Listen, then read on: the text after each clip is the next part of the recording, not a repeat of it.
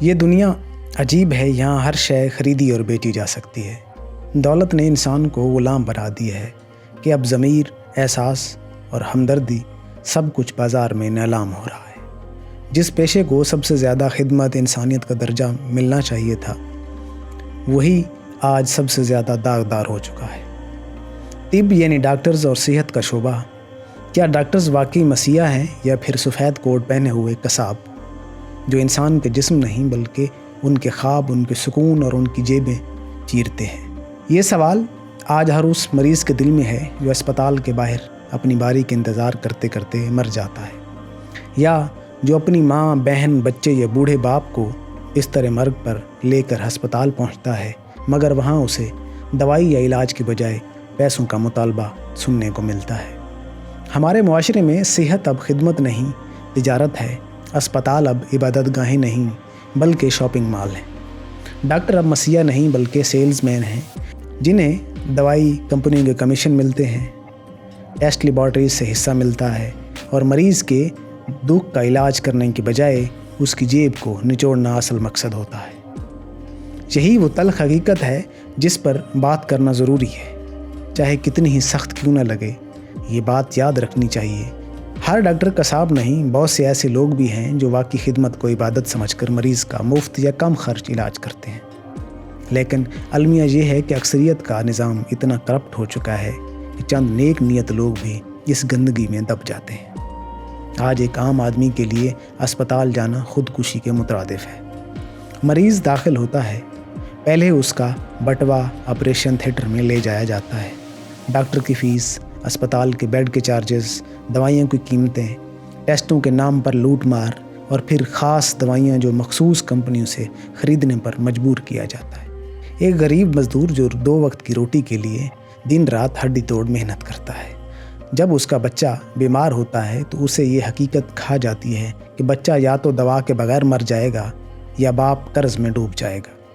یہ ہے وہ ہولناک دوراہا جس پر بیماری صحت کا نظام ہر غریب کو لا کھڑا کر دیتا ہے۔ ذرا سوچیں، ایک مریض اسپتال پہنچتا ہے، ڈاکٹر چند منٹ دیکھتا ہے اور فوراً 5 ٹیسٹ لکھ دیتا ہے۔ کیا یہ ٹیسٹ واقعی ضروری ہیں یا صرف لیبارٹری سے کمیشن کھانے کا ذریعہ؟ اکثر اوقات مریض کو ایسی دوائیاں تجویز کر دی جاتی ہیں جن کے متبادل سستی دوائیاں بازار میں موجود ہوتی ہیں، مگر ڈاکٹر صرف اسی برانڈ کی دوا لکھتا ہے جس سے اسے گفٹ یا کمیشن ملے۔ کیا یہ علاج ہے یا دکانداری؟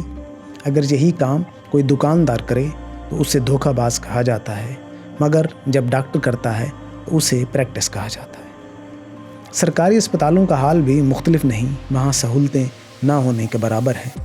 ایک بستر پر 3 مریض، دوائی غائب، مشینیں خراب، ڈاکٹر غائب، اور نرسوں کا رویہ بے حسی کی انتہا کو چھو رہا ہوتا ہے۔ مریض اسپتال کے فرش پر تڑپتا رہتا ہے اور ڈاکٹر پرائیویٹ کلینک میں بیٹھا مریضوں سے ہزاروں روپے بٹور رہا ہوتا ہے۔ گویا سرکاری اسپتال صرف مرنے والوں کی گنتی بڑھانے کے لیے ہیں اور پرائیویٹ اسپتال جیب کاٹنے کے لیے۔ پھر سب سے بڑی لعنت ہے پرائیویٹ ہسپتال، ان کا نظام یوں ہے جیسے کسی ہوٹل میں چلے گئے ہوں۔ وہاں پیکج ملتے ہیں، normal delivery package, caesarean package, ICU package, ventilator package. ہر پیکج کی قیمت، گویا بچہ پیدا ہونا یا مرنا بھی اب بزنس ہے۔ خواتین کو بلا وجہ آپریشن کے ذریعے بچے کی پیدائش پر مجبور کیا جاتا ہے، کیونکہ اس میں زیادہ پیسے ہوتے ہیں۔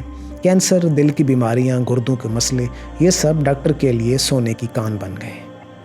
ایک مریض جتنا بیمار ہوگا اتنا زیادہ منافع بخش ہوگا۔ یہاں انسانیت دم توڑ رہی ہے۔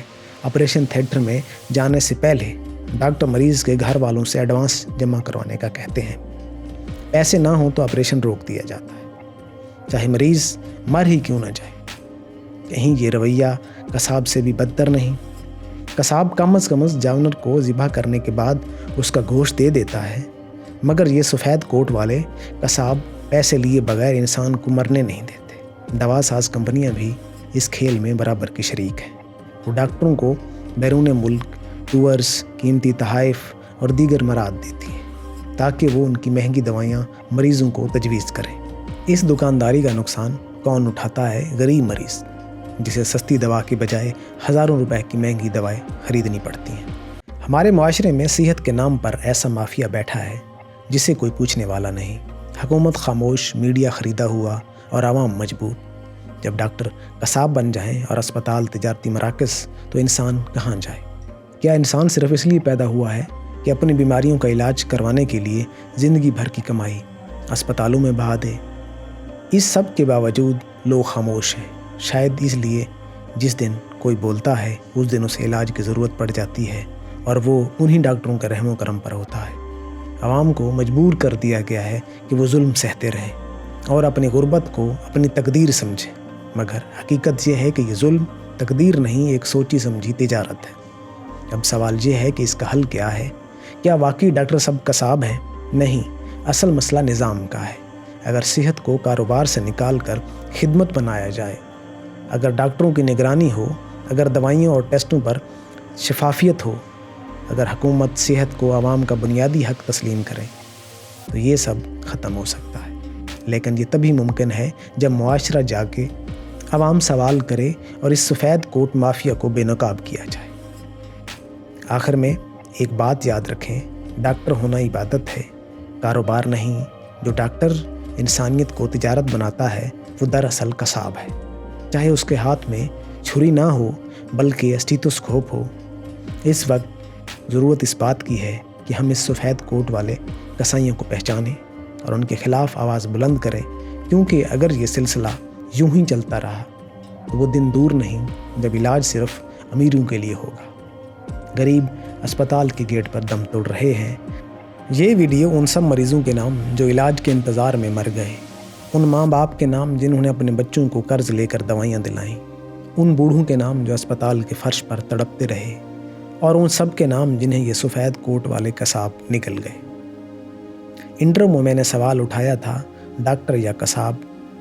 आउट्रो में जवाब वाज़ेह है, जब सेहत कारोबार बन जाए, जब इलाज तिजारत बन जाए, जब हस्पताल दुकानें बन जाएं, तो डॉक्टर चाहे कितना ही मोअज़्ज़ज़ क्यों ना हो, वो कसाब ही है। जब तक ये निज़ाम न बदला, हर मरीज़ अगला शिकार है।